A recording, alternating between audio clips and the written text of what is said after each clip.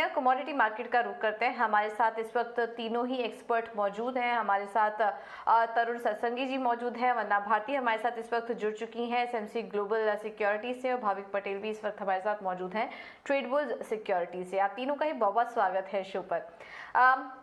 Show शुरू करने से पहले एक बार आपको अभी तक की 10 बड़ी खबरें बता देते हैं कमोडिटी मार्केट से जुड़ी, जहां पर कि काफ़ी ज़्यादा एक्शन देखने को मिल रहा है इस वक्त। सोने से शुरुआत करेंगे।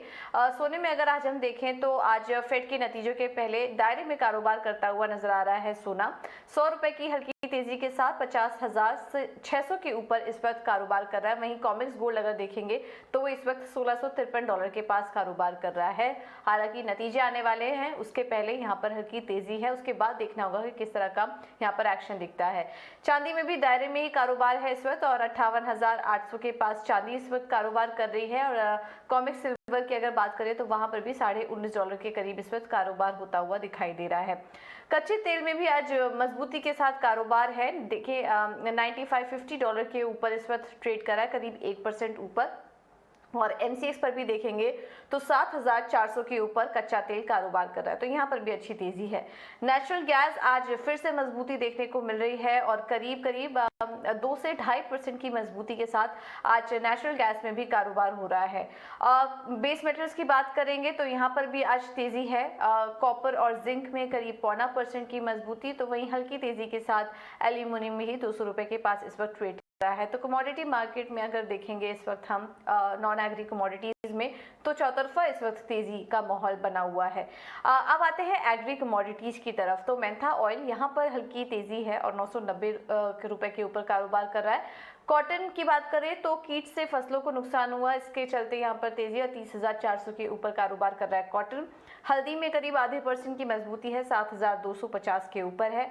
जीरा बुआई में देरी से कीमतों को सपोर्ट मिलता हुआ दिखाई दे रहा है, और यहाँ पर भी हल्की मजबूती के साथ 24,400 के ऊपर जीरा कारोबार कर रहा है। वहीं धनिया की बात करें तो यहाँ पर भी करीब 1% की तेजी, और इस वक्त 11,000 के ऊपर के लेवल्स दिखाई दे रहे हैं। तो मसाले में भी देखेंगे तो यहाँ पर भी आज तेजी के साथ ही कारोबार होता हुआ दिखाई दे रहा है। तो फिलहाल तो देखेंगे तो कमोडिटी मार्केट में अगर ओवरऑल बात करें तो रुख तेजी का ही बना हुआ है। लेकिन ऐसे में क्या करना चाहिए, क्योंकि फेड की बैठक भी होने वाली है।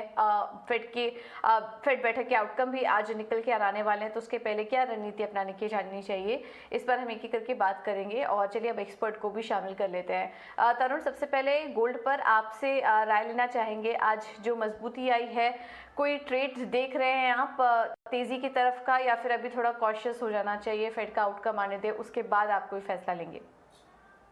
हाय, गुड मॉर्निंग। अभी मार्केट वेट करेगा जो आज ओवरनाइट एफओएमसी का मीटिंग है, उसमें क्या कमेंट्री निकल के आती है इकोनॉमिक फ्रंट पर और इन्फ्लेशन फ्रंट पर, क्योंकि ये तो तय है इस बार भी 75 बेसिस पॉइंट रेट हाइक करेंगे। सो प्राइसिंग इवेंट है, लेकिन उनका जो आउटलुक के ऊपर जो कमेंट्री है that will decide future price behaviour of a gold. Simultaneously there is a mixed view point की दिसंबर मीटिंग में कुछ लोग बोलते हैं, जो कुछ एक्सपर्ट का कहना है कि 50 बेसिस पॉइंट का रेट हाइक होगा, कुछ का कहना है 75।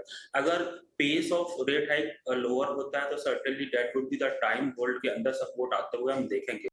फिलहाल शॉर्ट टर्म की मैं बात करता हूं तो एक दायरे का कारोबार है, ऊपर 51,200 के ऊपर आसानी से प्राइस नहीं चलेगा। साइमल्टेनियसली 49,500 का काफी अच्छा सपोर्ट बना हुआ है। सो अगर मैं स्पेसिफिकली शॉर्ट टर्म की बात करूं तो मुझे ऐसा लगता है, हम बात कर रहे थे सोने चांदी को लेकर, उसी पर चर्चा को आगे बढ़ाते हैं। और वंदना, आपसे भी एक बार व्यू लेना चाहेंगे। फेड की बैठक के पहले अगर सोने चांदी में कोई ट्रेड लेना हो तो क्या करना चाहिए अभी फिलहाल के लिए, और उसके बाद के क्या लेवल्स देख रहे हैं आप सोने चांदी में? मुझे 75 बेसिस पॉइंट तो मुझे लग रहा है कि इस बार हो जाना चाहिए। ऑलरेडी यहाँ पे डिस्काउंटेड है मार्केट में। नेक्स्ट जो यहाँ पे रहेगा 50 बेसिस पॉइंट या 75 बेसिस पॉइंट, ये एक यहाँ पे कंसर्न। अगर 50 बेसिस पॉइंट बोलते हैं तो मुझे लग रहा है कि गोल्ड में ऊपर की चाल रहेगी, और यहाँ पे क्लोजिंग हो सकता है कि हम 51,000 से ऊपर तक का आता हुआ देखें। तो मेरे ख्याल से गोल्ड और सिल्वर दोनों की मूवमेंट में भी थोड़ा सा यहाँ पे फर्क है। गोल्ड में मुझे लग रहा है कि थोड़ी सी बाइंग अगर करंट मार्केट प्राइस पे भी करते हैं तो ऊपर की तरफ एक बार हम 50,900 तक के जो लेवल्स हैं वो आता हुआ देख सकते हैं। यहाँ पे जो स्टॉप लॉस प्लेस करना होगा गोल्ड की कॉल के लिए, वो मेरे ख्याल से यहाँ पे 50,400 तक का होना चाहिए, 450 तक का। लेकिन सिल्वर में मुझे लग रहा है कि सिल्वर में एक करेक्शन जो है वो यहाँ पे ड्यू है और इस कमोडिटी में मुझे लग रहा है कि 58,850 के लेवल पे सेलिंग करनी चाहिए। जो टारगेट होगा वो 58,600 का होगा। स्टॉप लॉस यहाँ पे हम लगा के चल सकते हैं 59,100 का। अगर यहाँ पे क्लोजिंग देता है बिलो 58,600 तो मुझे लग रहा है 58,600 तो मुझे लग रहा है कि पॉसिबली हम यहाँ पे 58,200 तक के लेवल्स पे आता हुआ देख सकते हैं सिल्वर में। तो गोल्ड सिल्वर रेशियो थोड़ा सा यहाँ पे कॉस्टली होने वाला है। गोल्ड है आउट परफॉर्म कर सकता है सिल्वर को। दूसरी बात यह है पूजा कि मुझे लग रहा है कि अगर 50 बेसिस पॉइंट बोलते हैं तो कॉमिक्स में हो सकता है कि $1680 वरना हम आपको यहाँ थोड़ी देर के लिए रोकना चाहेंगे। लगातार कर्नाटका में एक इन्वेस्ट समिट चल रही है, उस पर हमारी नजर बनी हुई है। इस वक्त करण गौतम अदानी वहां पर बात कर रहे हैं, आइए आपको सीधे वहां लेके चलते हैं। Continues to pull in visitors from millions, Karnataka is also attracting the best brains in the country, tech-savvy youngsters drawn by stunning aggregation of research, innovation and development in information technology. Honorable Chief Minister, your government's alignment with our nation's vision to become the world's digital hub has produced unprecedented growth in Karnataka.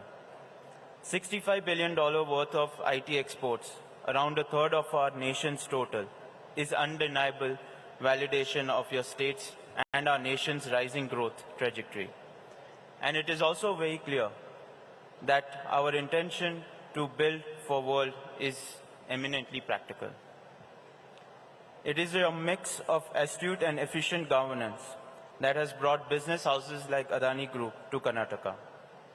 Having already invested over 20,000 crores, we are active in multiple sectors ranging from cement, power, city gas, and edible oil to transport, logistics, and of course digital. We are the largest independent power producer in the state.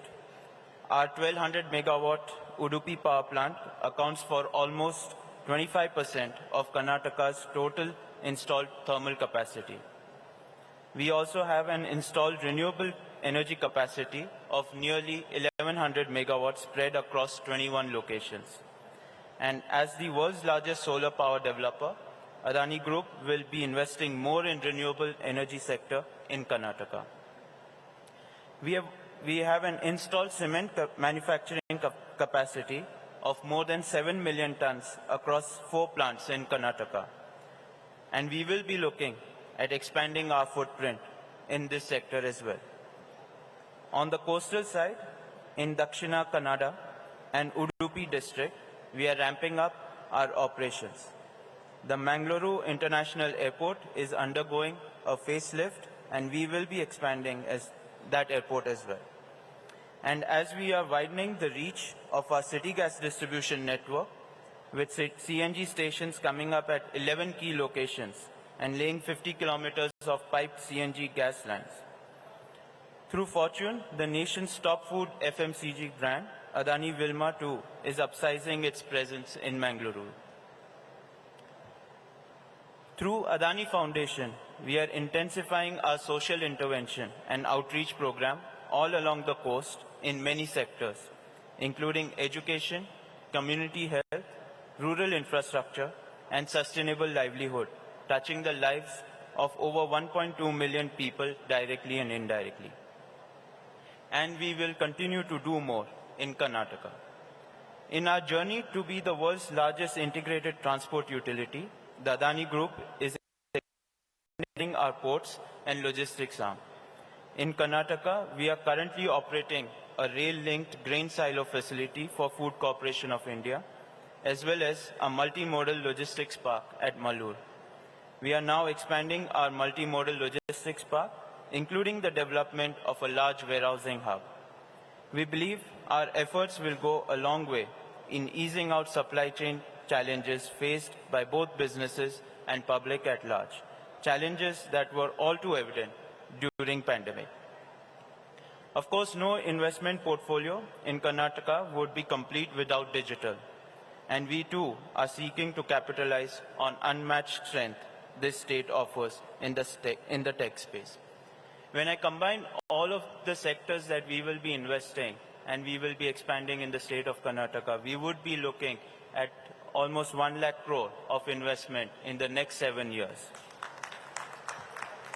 Honorable Chief Minister, the investment climate you have fashioned in Karnataka is exemplary in its ability to present the state as an all-round development platform. Add to it the extraordinary abundance of talent that your state is blessed with, and you have a state that is marching unstoppably towards record level of growth. And we are very privileged to be part of your growth story. Thank you. Jai Hind.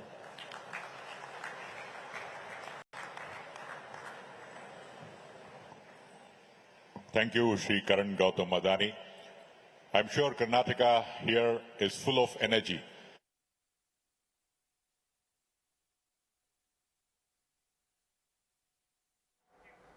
Alright, तो ये थे करण Gautam Adani summit से बात करते हुए। आप सभी experts से हम थोड़ा माफ़ी लेना चाहेंगे, एक्चुअली बहुत इंपॉर्टेंट इवेंट वहाँ पे इस वक्त चल रहा है, इस वजह से लगातार हमारी कवरेज बनी हुई है, बट क्विकली हम सब पर एक ट्रेंड समझने की कोशिश करेंगे। आज भाविक, अब आपसे जानना चाहेंगे, सोने चांदी पर तो चर्चा हो गई, क्रूड में आज क्या करके चले जो आज तेजी दिखाई दे रही है, उसमें भी आप अपना ट्रेडिंग कॉल्स बताइए। जी, क्रूड में अगर थोड़ी बहुत दबाव आता है अराउंड 7380, तो मैं रिकमेंड करूंगा इंट्राडे 7500 के टारगेट के लिए लॉन्ग कर सकते हैं, और इंट्राडे स्टॉप लॉस रख सकते हैं 7300 का। तो थोड़ी भी डिप आती है तो आज बाय करके ही चलना चाहिए इंट्राडे पर्पज से।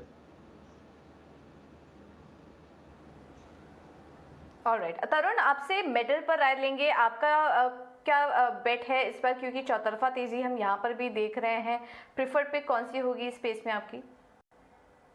जी, अगर बेस मेटल्स की बात करते हैं तो हमने देखा है कि लास्ट कपल ऑफ वीक से काफी डल एक्टिविटी हो रही है। और कॉपर की बात करते हैं, कॉपर 630 से लेकर 670 के दायरे में मूव करता हुआ देखा जा रहा है।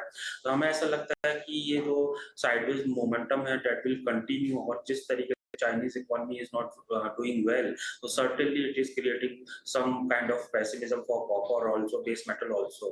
So copper में मैं शॉर्ट करना प्रेफर करूंगा 665 के आसपास करंट मार्केट प्राइस से 2 या 3 रुपए ऊपर, एंड 670 का स्टॉप लॉस रहेगा। अज्यूमिंग कि ये जो साइडवेज मोमेंटम है दैट विल कंटिन्यू, मैं 645 640 के आसपास प्रॉफिट बुक करना प्रेफर करूंगा।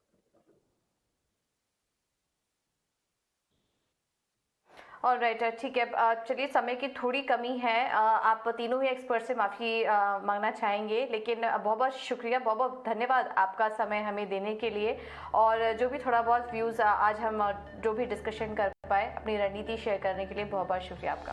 चलिए, फिलहाल